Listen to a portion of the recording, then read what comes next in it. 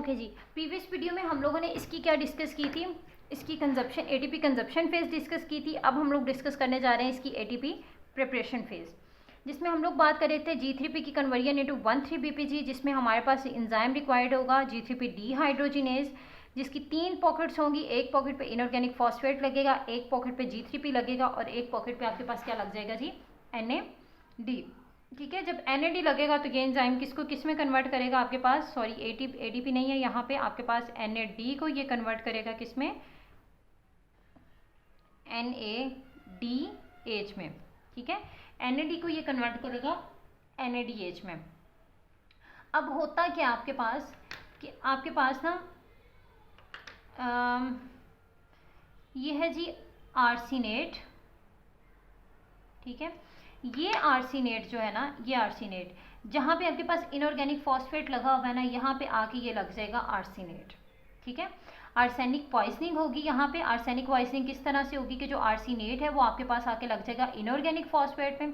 जब ये inorganic phosphate में लग जाएगा तो आपके पास NAD जो है वो NADH में कन्वर्ट नहीं होगा, NAD NADH में कन्वर्ट नहीं होगा, एंजाइम G3P को 1,3-BPG में कन्वर्ट नहीं करेगा, बल्कि डायरेक्ट कन्वर्जन हो जाएगी किसकी, इसमें G3P की 3PG में।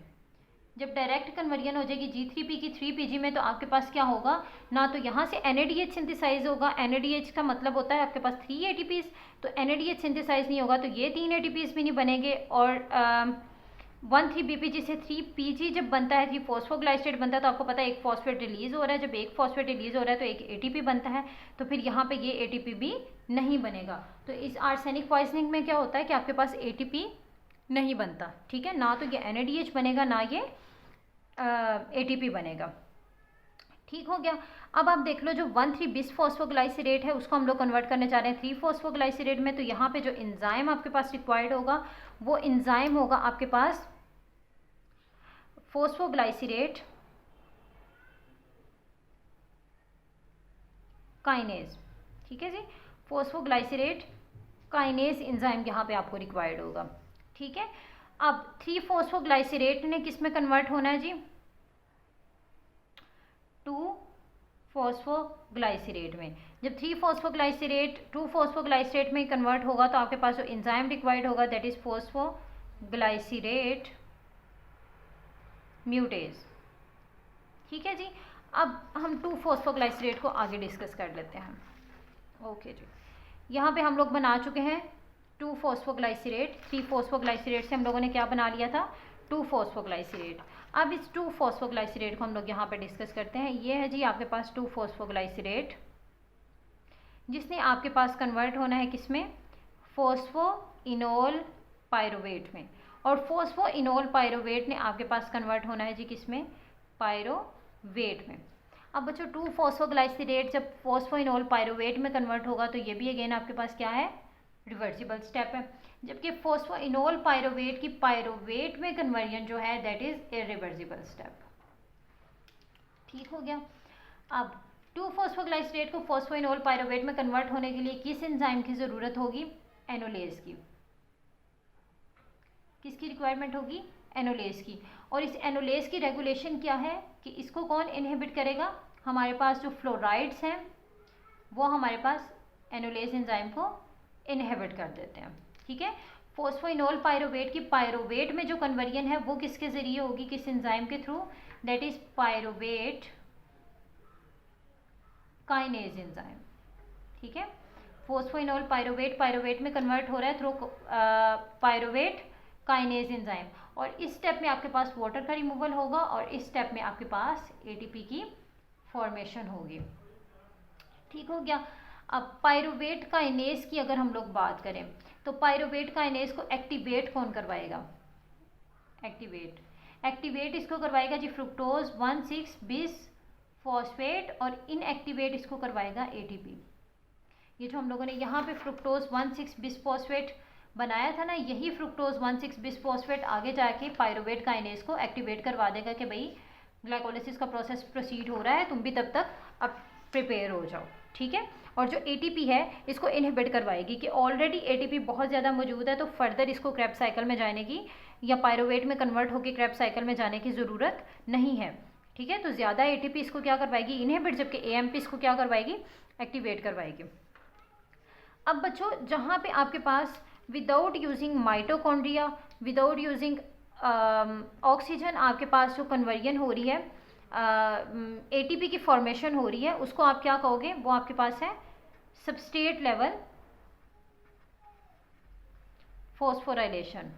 ठीक है, यहाँ पे भी आपको ना माइटोकॉन्ड्रिया की ज़रूरत पड़ी है, ना आपको किसकी ज़रूरत पड़ी है, इलेक्ट्रॉन ट्रांसपोर्ट चेन में जाने की, तो ये भी क्या है, सबस्ट्रेट लेवल फॉस्फोराइलेशन। और सेम केस हेयर, यहाँ पे भी आपको 1,3 बीपीजी से 3 पीजी में जाने के लिए जो एटीपी आपने बनाया था उसके लिए भी वो भी क्या है आपके पास, सबस्ट्रेट लेवल फॉस्फोराइलेशन। जबकि एनएडीएच का 3 एटीपीज में कन्वर्ट होना थ्रू इलेक्ट्रॉन ट्रांसपोर्ट चेन होगा, तो ये सबस्ट्रेट लेवल फॉस्फोराइलेशन नहीं होगी। ठीक है, ओके।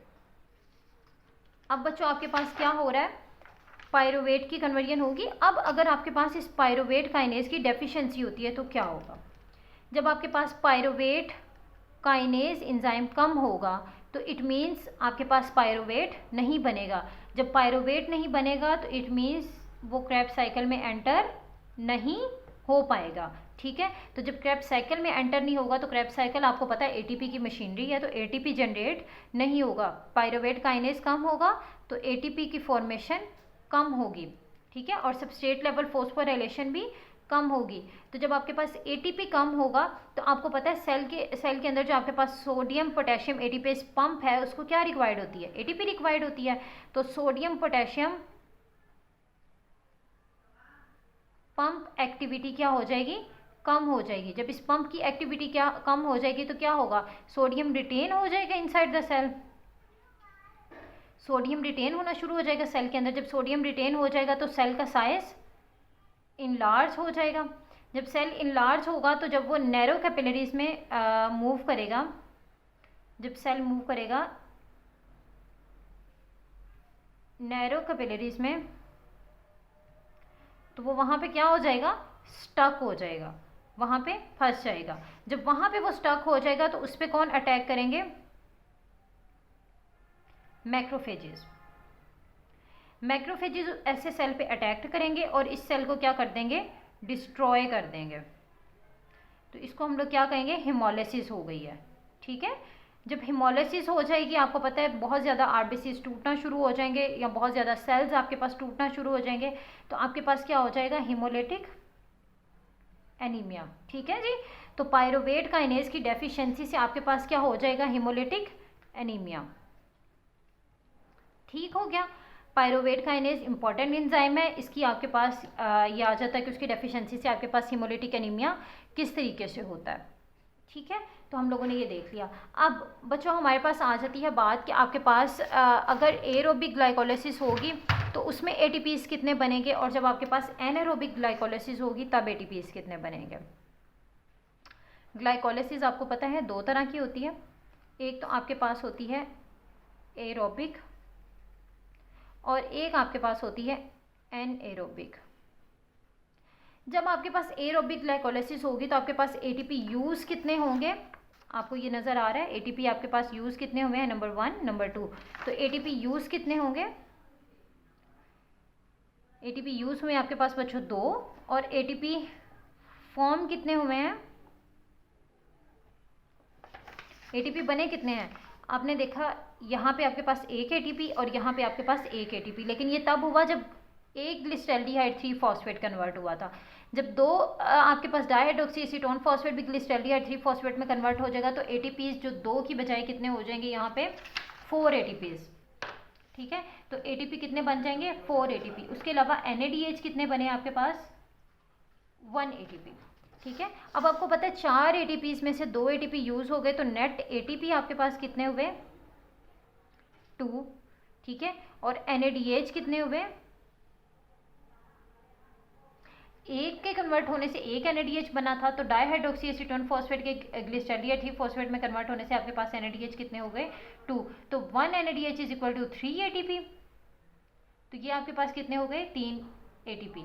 लेकिन 2 एनएडीएच हैं तो 3 इंटू 2, तो आपके पास एटीपी कितने हो गए, 6। अब 6 + 2 इज इक्वल टू 8 एटीपी। तो यहाँ पे आपके पास एटीपीज कितने बने हैं, 8 एटीपी।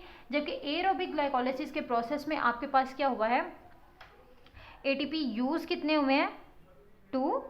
जबकि एटीपी बने कितने हैं, एटीपी गेन कितना होगा आपके पास, एटीपी गेन 4 का, क्योंकि आपके पास सबस्ट्रेट लेवल फॉस्फोराइलेशन हुई है ना।